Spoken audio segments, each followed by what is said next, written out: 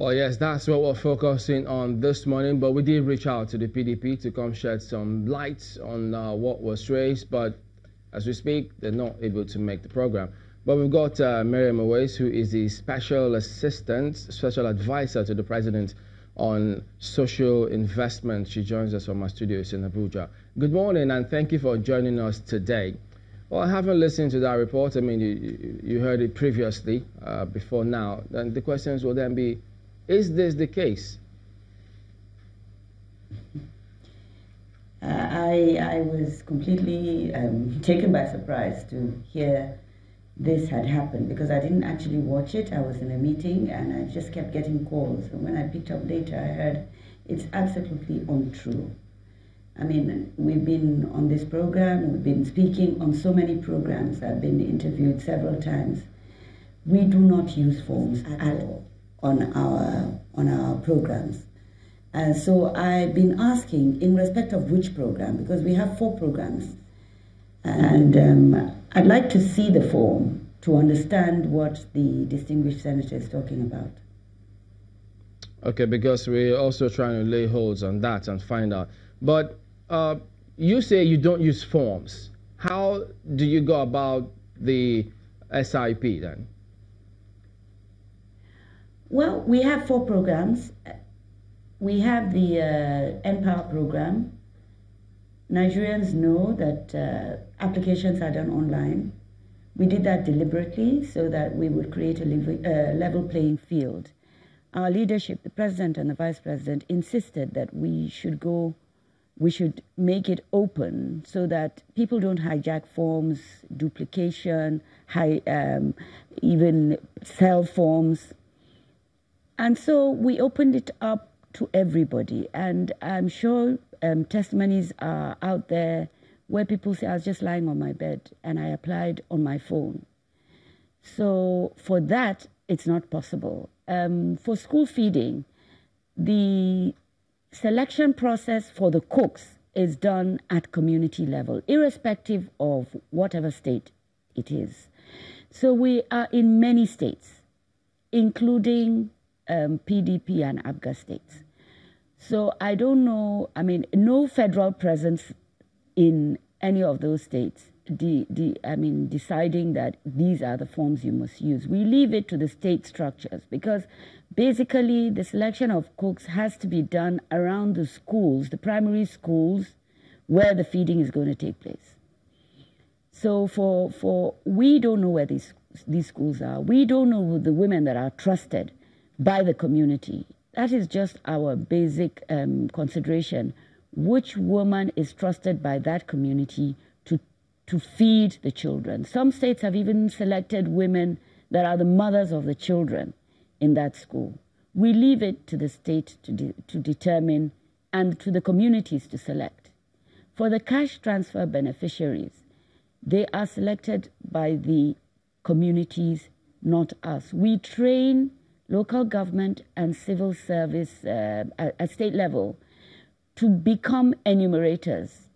All they do is engage with the communities, ask them questions as to what poverty means to them in that community.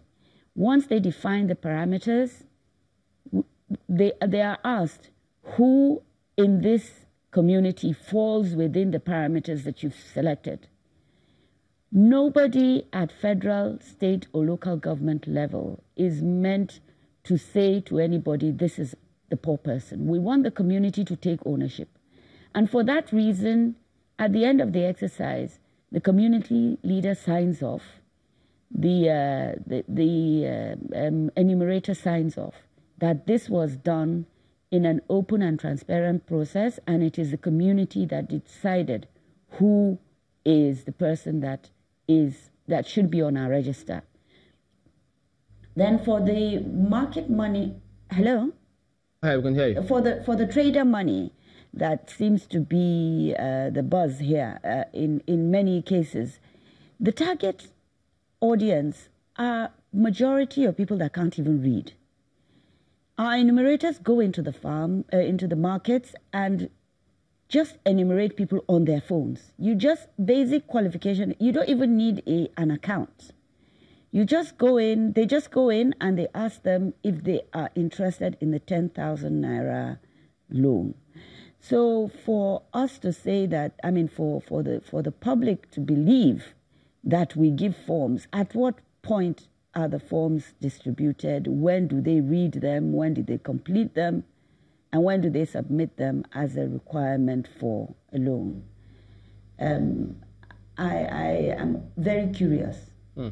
Well, you're reported to have made a presentation to NEC sometime in February this year. Is that correct? Yes, I've made several presentations, so I'm not sure which one you're okay, well, to. This one was reported on the 14th of February, and they said that right after that presentation you made to NEC, of which the VP presided, you then briefed State House correspondents, and in your words, you said that there was that the EFCC had been invited to probe massive fraud in the SIP. Is that correct as well? I was asked a question that is it true, in particular in one state, if there had been fraud? And I confirmed that the state official had been taken before, had been reported to the EFCC. I was surprised that the next day the media carried that I had said that there was massive fraud. If in one state, then in 22 states, I believe we were in, it was school feeding.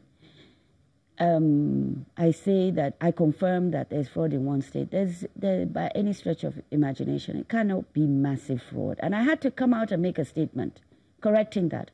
I think somebody just does his own, what he thinks is what I said, and then circulates it amongst the journalists, because I was shocked, and I had to make a statement to correct that. One state out of those states, out of the states then feeding, there was a case in which the state official was tried to put in people that as cooks that we believe were not from that community. And let me just go back a little bit.